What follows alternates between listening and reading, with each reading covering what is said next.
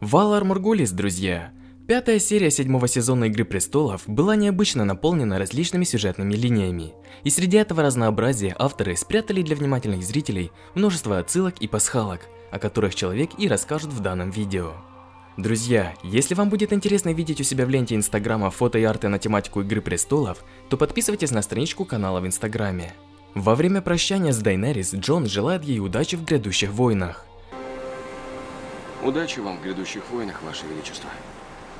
Это слова Эртура Дейна, которые он сказал Неду Старку перед их сражением у Башни Радости в третьей серии шестого сезона. Где моя сестра? Желаю вам удачи в грядущих войнах. Это связано с тем, что в пятой серии мы узнали, что Джон не бастард. Рейгар узаконил свои отношения с Лианной. Мейнард пишет здесь, что он устроил расторжение брака принца Регара и женил его вновь на другой женщине тогда же, на тайной церемонии в Дорне. И именно поэтому королевские гвардейцы охраняли ее. Она уже считалась членом королевской семьи. Эту же фразу произносит и Манс-налетчик Станису в первой серии пятого сезона, перед тем, как его сожгут. Многие годы это место было моим домом. Желаю вам удачи в грядущих войнах. Также во все той же первой серии пятого сезона Варис говорит Тириану, что у талантливых людей своя роль в грядущей войне. Я не верю в спасителей, но верю, что у талантливых людей своя роль в грядущей войне. Во время отъезда из цитадели Сэм говорит Лиле, что устал читать о достижениях великих людей. Я устал читать о достижениях великих людей.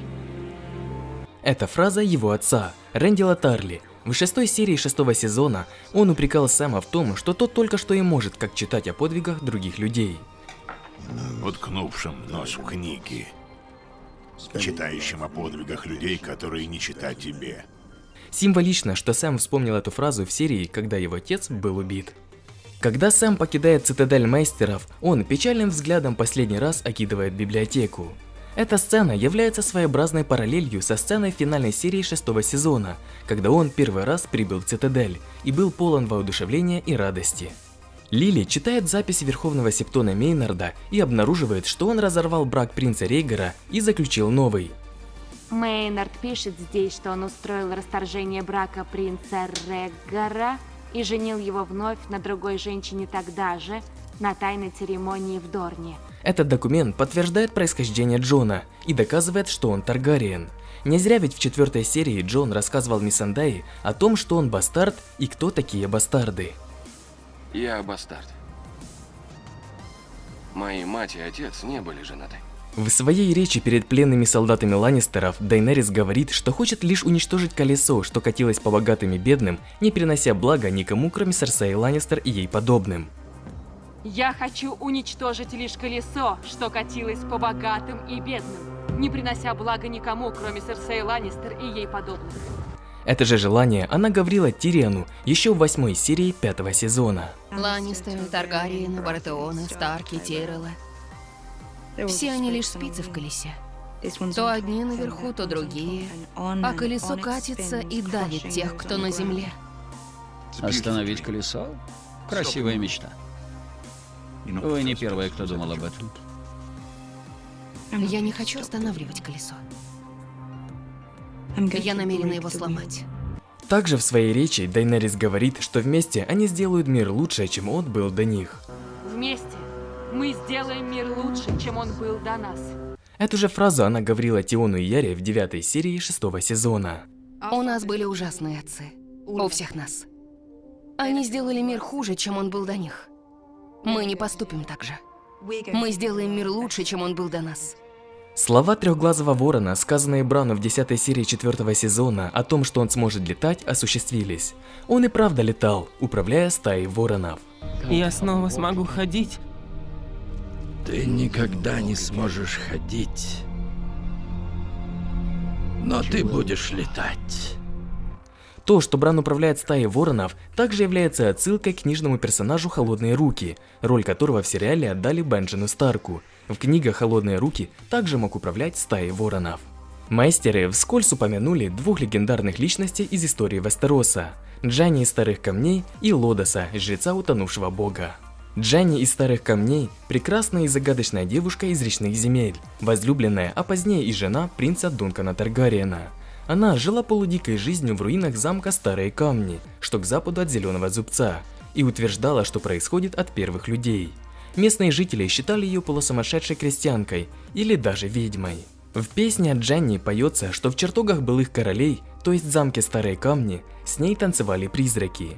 В 239 году принц Дункан, путешествуя по речным землям, встретил Джанни, влюбился и объявил о намерении жениться, несмотря на существующую помолвку с дочерью лорда Баратиона. Джанни прибыла ко двору вместе с лесной ведьмой, которую она считала одной из детей леса.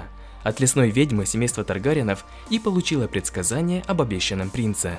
Лодос – жрец утонувшего бога, живший во времена завоевания Вестероса. Когда Харен Черный сгорел заживо в Харенхолле, Железные острова остались без короля. Пока Таргариены были заняты войнами на материке, несколько претендентов на островах сцепились за власть друг с другом. Лодос короновал самого себя на вече, устроенном на Старом Вике. Он объявил себя королем Железных островов. Однако его царствованию не суждено было продлиться долго. Во втором году после завоевания Эйгона, Эйгон-завоеватель отправился на архипелаг верхом на Балерионе во главе своего флота, чтобы присоединить Железные острова к 7 королевствам. Лодос утверждал, что призовет кракенов из морских глубин, чтобы они затащили под воду корабли неверующих. Однако это не сработало. После этой неудачи Лодос, набрав свою мантию камней с берега, погрузился в море, дабы посоветоваться с отцом, и, по всей видимости, утонул. Тысячи железных людей направились вслед за ним на верную смерть. Их мертвые тела еще долго выбрасывало на берег Старого Вика.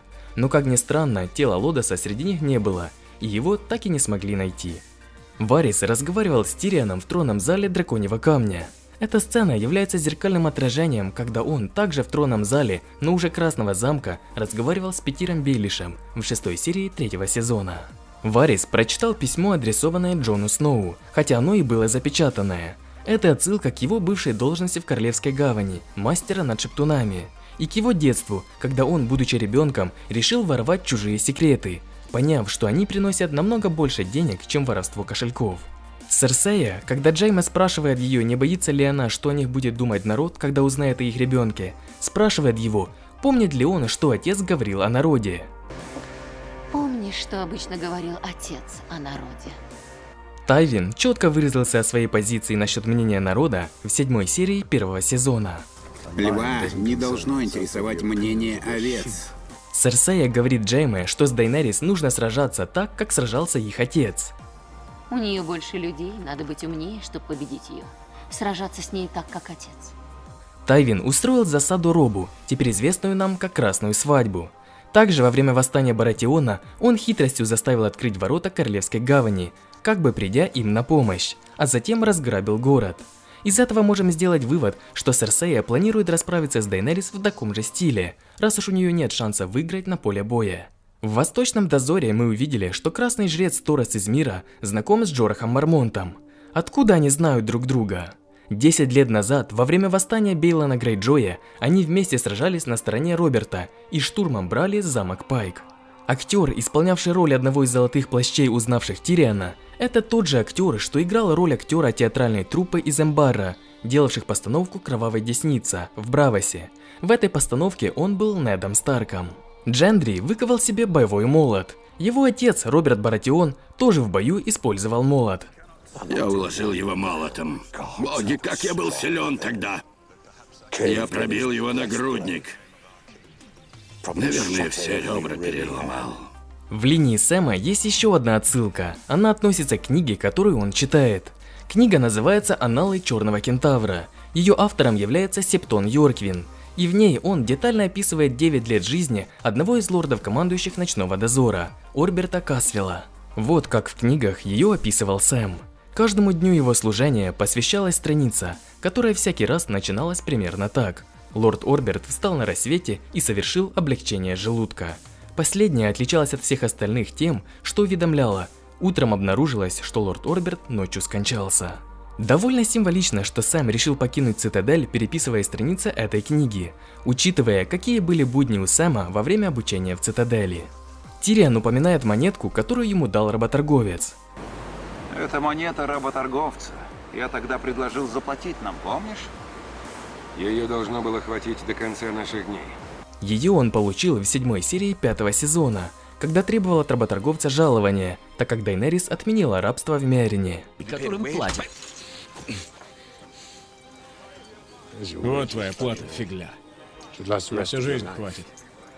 Вот такие я нашел отсылки в 5-й серии. Если вы заметили что-то еще, буду рад почитать об этом в комментариях. А если видео вам показалось интересным, не забудьте поставить большой палец вверх и подписывайтесь на канал, если еще не подписаны. Также, если вдруг вы хотите купить себе футболки с принтом с Игры Престолов, по ссылке в описании можно найти их огромный выбор, или же в конструкторе сделать свой. Буду рад вас видеть в группе канала во ВКонтакте и на страничке в Инстаграм. Спасибо за просмотр, всем пока!